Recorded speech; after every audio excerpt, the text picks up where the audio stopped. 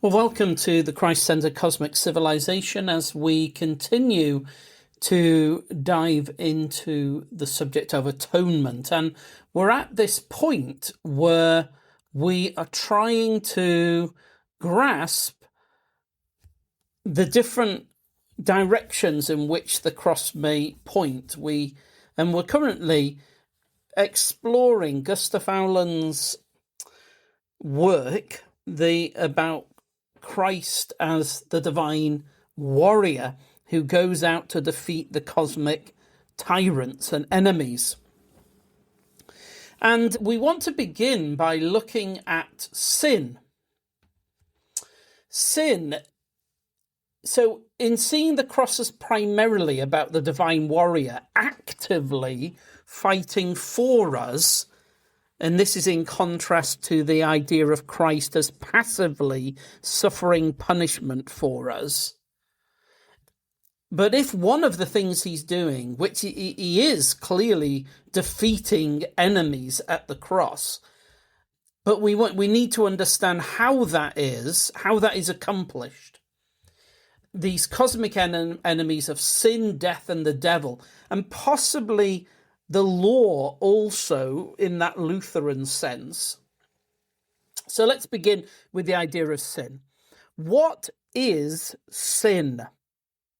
And if it is like a cosmic tyrant, does the Bible portray sin primarily as a tyrant, as a kind of cosmic entity that enslaves us? Is that the predominant or the governing concept of what sin is, like an external force outside of us that rules us, and from whose tyranny we must be freed?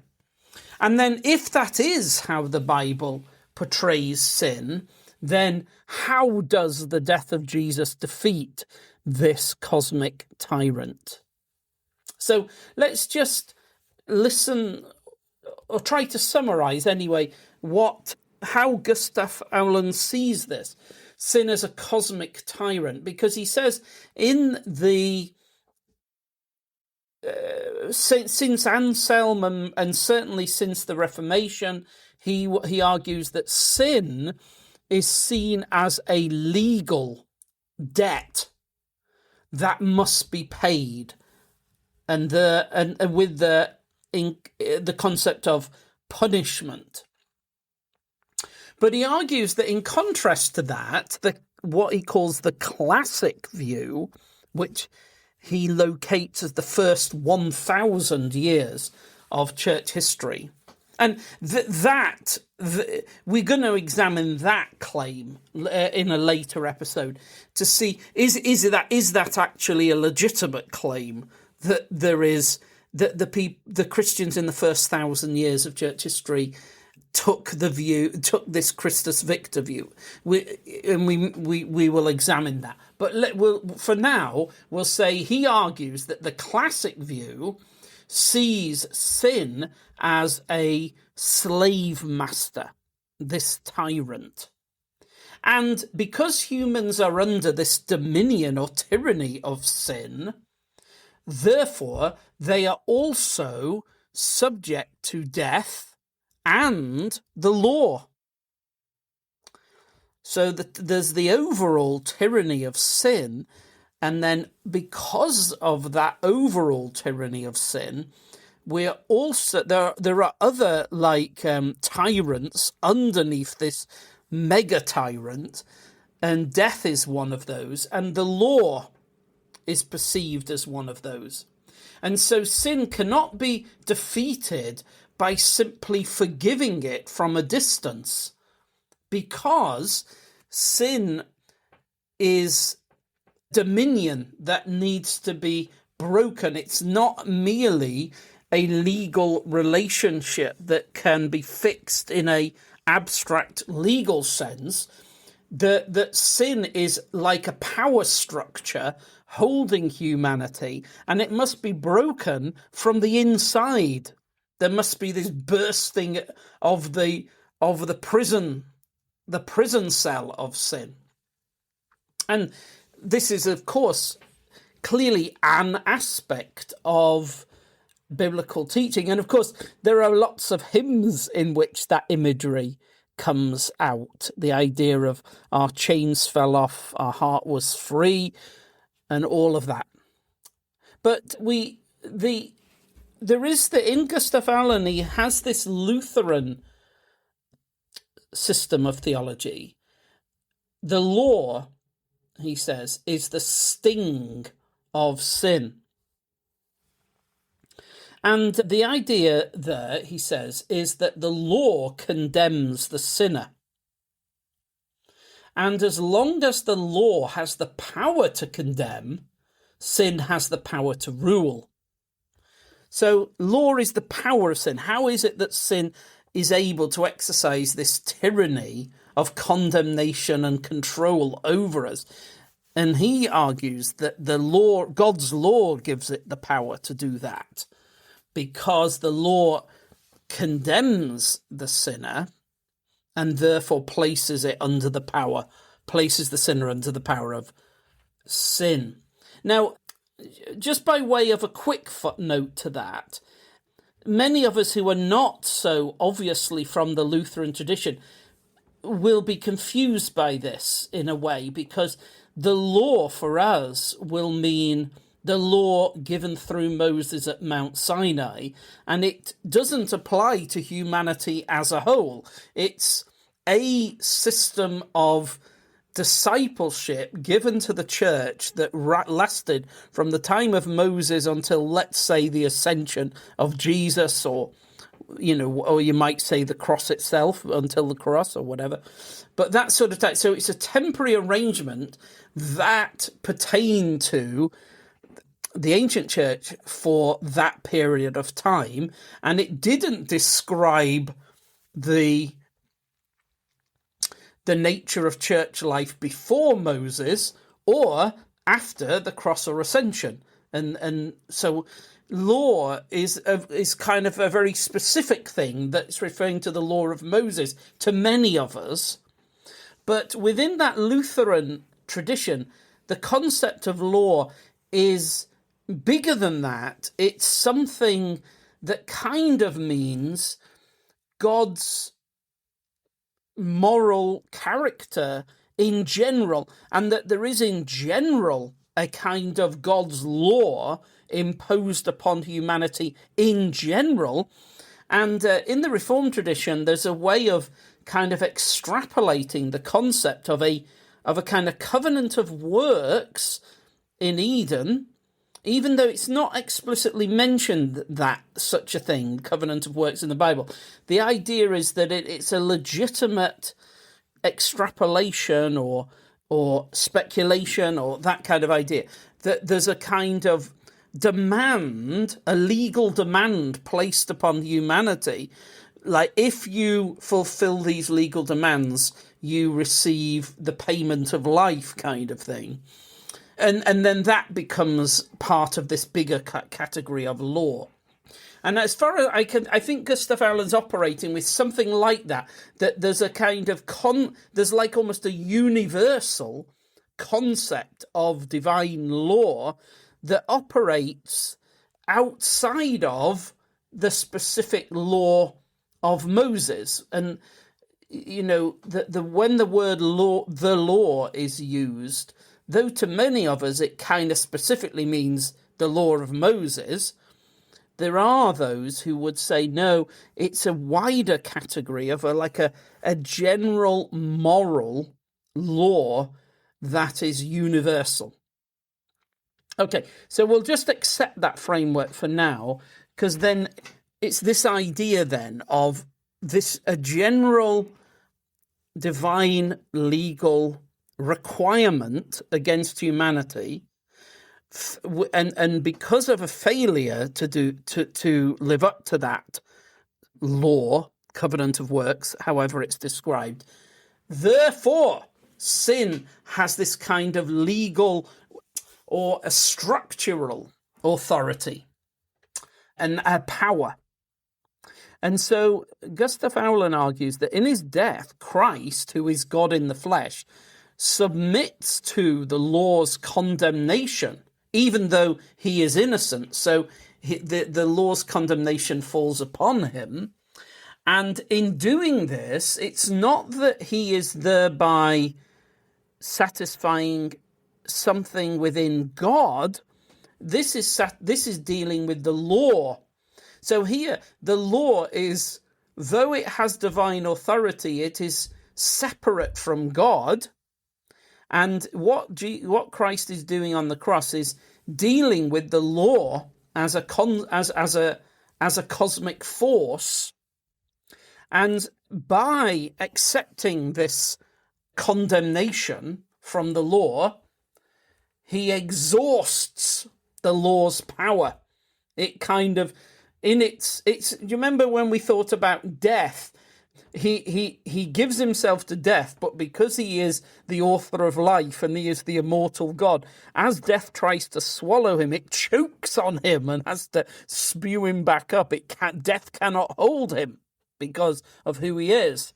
And in that similar way, it's kind of as if the law tries to bring this condemnation and curse against him, but he can bear it and absorb it such that, like, it's as if all the power of the law's got to condemn is just expended and it has nothing left. And so the law can no longer rightfully condemn those who are in Christ, because within Christ, in this new structure, power structure of life within Christ, the law can't access those who are in Christ. Sin, therefore, the idea of sin as a cosmic tyrant, has lost its primary weapon of execution. Like sin could order the law to keep humanity as prisoners. But now that the law has expended this power on Christ, it can no longer do that. And sin can no longer require humanity to be kept as prisoners of sin. That's the idea.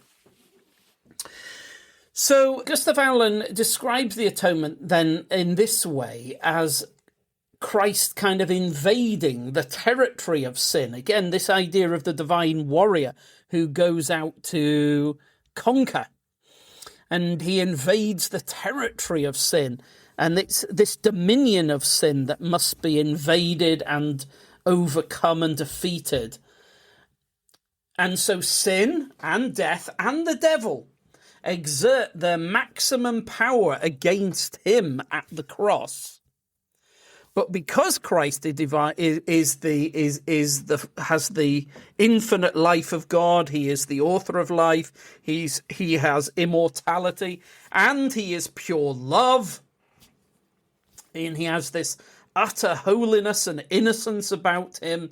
So sin, the law cannot exhaust its condemnation upon him, and sin cannot taint him or corrupt him or bring him under its foul guilt and shame. It can't do that.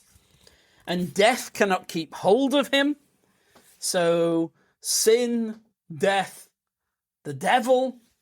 The devil, perhaps we'll look at the devil in more detail separately, but in principle, in principle, that the idea is that the devil has this power over death, in that he has the power of the fear of death. That's the devil's power, the fear of death. And Jesus destroys the fear of death, partly because he faces it and shows that and defeats it, so that those that are in him he's already beaten death on their behalf, so they do not any longer need to fear it, that death has no hold upon them. We might come back to the power of the devil, though, as a separate topic, and how the cross confronts the devil. So the idea then is sin kind of is allowed to do its worst against him. And then in the resurrection, because Jesus rises from the dead, it's this declaration or celebration that sin was not able to overcome him. It gave its best shot using its weapons of death, and the devil is also kind of coming against him or whatever in trying to make him fear. But he endures that, defeats that, and then the resurrection is this declaration, his victory celebration. See, sin used all its weapons, all its power, but it did not beat him. And here he is, risen from the dead. He has defeated sin and death. So in a way that Christ has broken this dominion or the cycle or circle of power that exists between sin, death, the devil, the law, all of those. So the defeat of sin, this breaking of the dominion of sin, Aulén says, that is the reconciliation of the world. So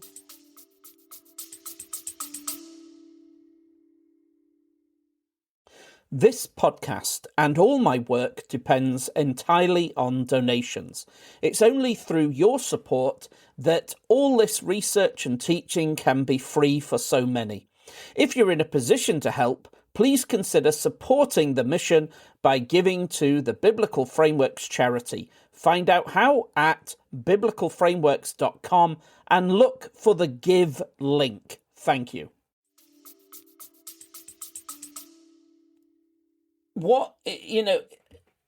In these other approaches that he rejects, where God is the object of the cross faces God to accomplish something for God or within God, he rejects that and says that what God is active in the cross, reconciling the world to himself, fair enough, but what he does is it's like sin is this obstacle that stands between, like holding humanity in tyranny and keeping humanity away from God. Once sin is defeated and the dominion of sin is broken and humanity can walk out of this prison of sin and death, then there is no hindrance between God and humanity. God has no problem with us at all. He simply needs to break us out of the prison of sin, really. So sin is defeated, says Aulén, not because a penalty was paid or a debt was finished or paid off or something, but because a liberator, the divine warrior, the divine champion, broke the chains of the tyrant. Okay, so that's the account of this. But what is sin? Is sin primarily in the Bible described in those terms? There is an element of that, and we're going to see that. There is an element of sin as an enslaving tyrant. But is that the typical way it's described? Or is that actually quite marginal? And I think it is quite marginal, actually. It's an important image, and we'll look at that in the Bible. But I'm not at all convinced that is a adequate account of what sin is in the Bible as an external tyrant, a cosmic power in that way. It's far too small a view of sin to me. Not to me, it's because I just can't see this in all the passages. It's not like I personally am not persuaded by it. Why not? It's more that when I just keep reading all the Bible passages that address what this problem of sin, iniquity, transgression, uncleanness, all these concepts, and they do not appear to be exhausted by this concept of sin as a tyrant. So let's just think about some of them. I'll go through some of the Greek words, but nearly all of these have Hebrew equivalents and so on. But I don't want us to just become like tracking all these words. You can do that if you wish. I've certainly done that. I have a huge spreadsheet with them all on. But let's just think about that common word for sin, hamartia. And that's the one that often when people, if you are going to focus in theology on the study of sin, it's actually called hamartiology. So this is the word that is kind of almost the default word that is enshrined in theological studies for what sin is. And here the concept is missing the mark, so that there's a standard been set, a target that must be hit, or I think the standard is the idea. There's a standard that is required and we fail to reach the standard, failing to live up to what is required. That is sin. So in this idea of sin, sin is not an external tyrant, it's an assessment of us. We do not live up to the standards of God. And we might say, the standard is holiness or the glory of God. All have sinned and fall short of the glory of God. That's an idea. This idea of falling short is very important, because in the modern world, we often deploy this concept of sin. It's used all the time in kind of personal productivity. We fail to be what we should be. We're not living up to all we could be. People often will say, I've set my goals, but I haven't lived up to them. And it's not so much it's not our goals that need to be set. It's how has God designed us? What is the design specification for us? What did he create us to be and to live like? And it turns out it's the glory of God. We were designed to participate in the divine nature, to share the divine glory, to be married to the living God, to be nothing less than that, to be kings and queens of all creation with Christ and joined into it's all of that. That's the standard. Because sometimes people reduce it to a few kind of moral things like don't lie, don't steal, don't kill, be good. And you're like, oh, shut up. What utter rubbish, as if that's the divine standard. That's the standard of Stoics or just moralists or legalists. Almost any fool can live up to those standards. No, that's not the standard. The standard's the glory of God. The life of God. That's what we're designed to live like. And sin is failing to live that way. Failing to live in the glory of God. Failing to participate in the divine nature as we were designed to do. So that's I find that the kind of central, powerful concept of what sin is. It's us failing to participate in the divine nature. And the blame for that is not placed upon an external tyrant. It's really about us. And it's about who we are supposed to be.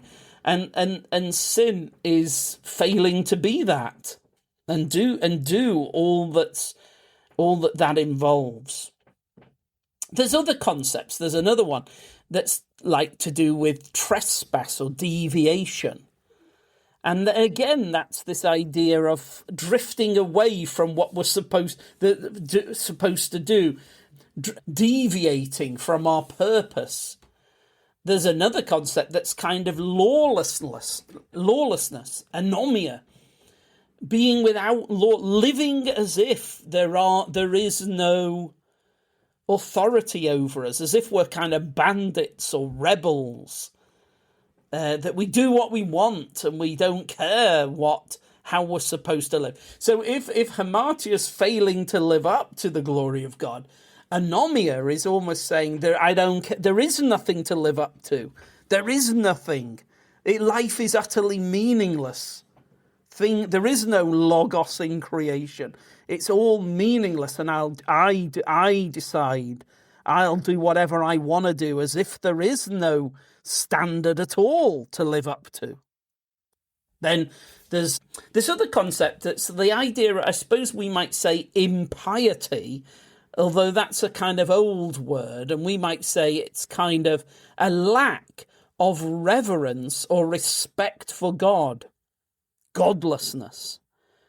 And here sin is not so much now under this kind of aspect of what sin is. It's looking at it, it's very specifically in relation to right worship. Doxology. We are created to worship the living God. And when we do not do that, when, fear of the Lord is the beginning of understanding. It's the key to life. Whoever finds that wisdom of fearing the Lord has found life and the favour of the Lord and everything. But sin is impiety. It's a lack of reverence for God, no fear of God, no respect for God. It's a kind of hostility to God, but at least an ignoring of God, a living as if you don't care about God.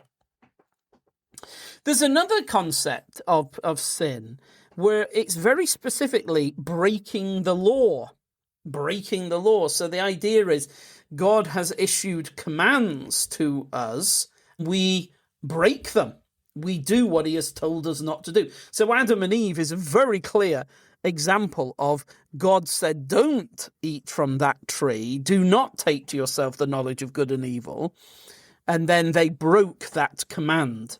And that is a very parabasis, like another very clear idea of sin. Sin as breaking a command. And Paul examines the way that God gave that command, and then it's not until Moses that he issues more commands, and then he does issue more commands, and they are broken. So it's like the law, and this is now we're toying with the idea of the law, trying to understand the law better, that there was this kind of single law given to Adam and Eve, and then that was broken, and then on the basis of that, there's a kind of condemnation. But then when the law comes, there's loads more commands issued, and so loads more opportunities for sin as breaking the law. We can, with over 600 commands, we can break far more laws now. There's like a huge palette of options for breaking the law if God has commanded more things. So that's this idea of sin as breaking the law, breaking the commands of God. And then there's another concept that's unrighteous actions, doing what's just not right. It's not just injustice, behaving in an unjust way. But I want to focus with our remaining few minutes on three concepts of sin that have a big power. Let's first of all deal with the idea of sin as slavery. Well, I want to look at sin as debt, sin as a wage, or that involves enslavement, and then sin as uncleanness, what defiles. Actually, we'll do that in our next episode because I don't want to rush that. There's a lot to be said in these three concepts.